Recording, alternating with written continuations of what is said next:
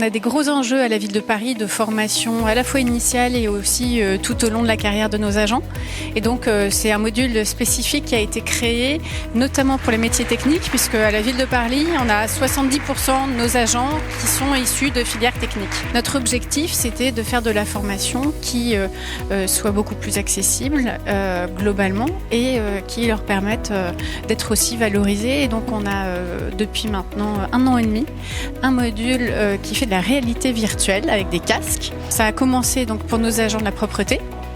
Et ça s'est développé pour nos agents de la petite enfance.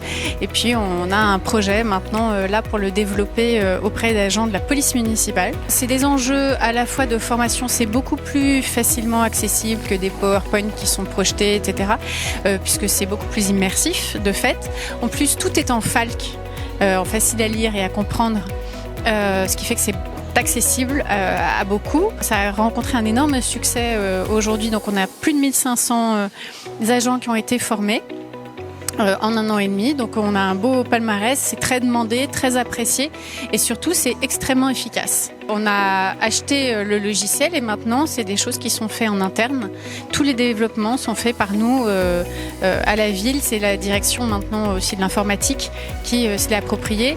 On a un enjeu sur les casques parce qu'en fait il n'y a pas beaucoup de prestataires sur les casques virtuels. On a 52 000 agents, donc vous imaginez bien que quand on fait ce genre d'acquisition et quand on développe ce genre d'outils, c'est évidemment pour pouvoir après le développer ailleurs. On espère que ce soit durable.